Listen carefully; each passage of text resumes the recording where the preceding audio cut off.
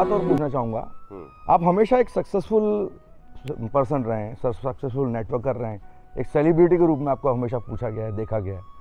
But फिर ऐसा क्या हो गया कि आपने अपने लास्ट कैरियर को क्विट करना पड़ा, आप उस कैरियर से निकल के दूसरी जगह आए?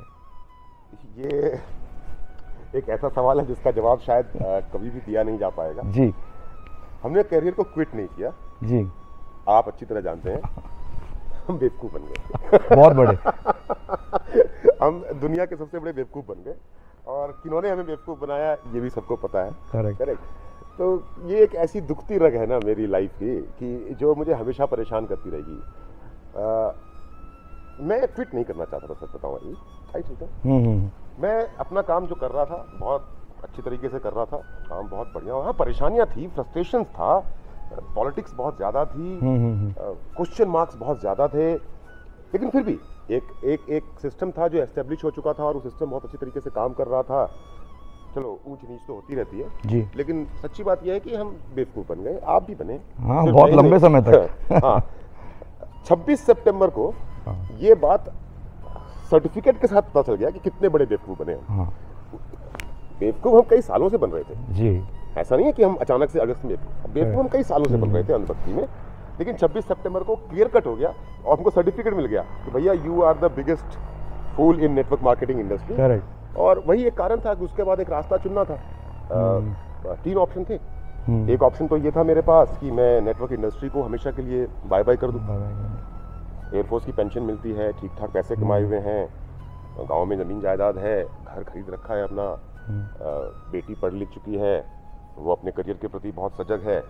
एक ऑप्शन था कि मैं क्विट करके अपनी लाइफ में मस्त हो जाऊं, लेकिन उसमें ये था कि जिन लोगों को मुझ पर भरोसा है उनका क्या होगा। बहुत सारे लोग ऐसे थे जो सब उथल पुथल के बावजूद भी एक भरोसे पे मेरे साथ खड़े थे, ये तो नहीं रहे थे। दूसरा ऑप्शन मेरे पास में ये था कि मैं वापस वहीं जाऊं, लेकिन वापस वहां पे जाने के बाद में नेटवर्क इंडस्ट्री के अंदर में इंटीग्रिटी एक बहुत बड़ा क्वेश्चन होता है। Correct sir. वो इंटीग्रिटी के ऊपर में तो क्वेश्चन मार्क आ गया था because of stupidity, because of someone who made a fool out of us. Correct. अब एज ए लीडर आप जैसे मेरा नेचर देखते हैं कि जब मैं स्टेज पे खड़ा होता हूं तो मैं एक बात बोलता हूं कि जो मैं बोल रहा हूं वो करो, कामयाब हो गए। करेक्ट, हमेशा ऐसा रहा है। अगर मैं सेकंड ऑप्शन को चूज करता कि मैं वापस चला जाऊं, तो मैं जिंदगी में कभी भी मंच पे खड़ा होकर के नहीं, ये जिसे आप और मैं अपने ये मूंछों पे ऐसे ताव देते हैं, बोलते हैं करके दिखाएंगे, है ना, ईमानदार लोग हैं हम, वो मैं बोल नहीं पाता कभी। करेक्ट। तीसरा ऑप्शन मेरे पास ये था कि मैं एक नया रास्ता चुनूं। जी। एक नेटवर्क मार्केटिंग का लीडर नेटवर्क मार्केटिंग के अलावा कोई दूसरा काम नहीं कर सकता। तो मुझे इसके बाद चुनाव करना था एक ऐसी कंपनी का जो कंपनी हिंदुस्तान, क्योंकि 12 साल का एक्सपीरियंस था, समझ में आता है कि कौन सा प्लान कैसा है, किसमें क्या अच्छा है, किसमें क्या बुरा है, किसका पे आउट कैसा है, किस कंपनी की नीयत कैसी है, किस कंपनी की मैनेजमेंट कैसी है, सब कुछ सीख चुके हैं, जान चुके हैं। बिल्कुल। और मजाक की बात तो यह है कि 12 दिन तक तो हम भी कंपनी के डायरेक्टर थे।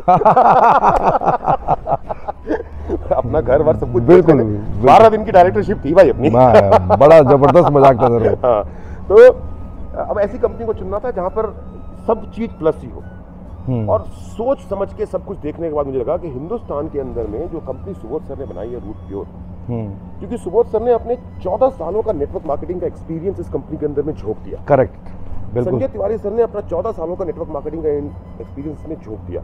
प्रवीण सर ने अपना 14 सालों का नेटवर्क मार्केटिंग का एक्सपीरियंस के अंदर में झोंक दिया। करेक्ट। और ये तीनों के तीनों वो लोग हैं जो सक्सेसफुल थे, और मैं भी वो जो सक्सेसफुल था, तो हमारा मिलना तो बनता ही था, और इसीलिए फिर हमने रूट प्योर का साथ दिया जी। और वहाँ से आज हमको लगभग 4 महीने पूरे होने जा रहे हैं। तो मैं ये नहीं कहूँगी कि छुड़वा दिया गया, लेकिन जो एक लाइन में रूट प्योर में आने के बाद से हमेशा बोलता हूँ कि जो होता है अच्छे के लिए होता है।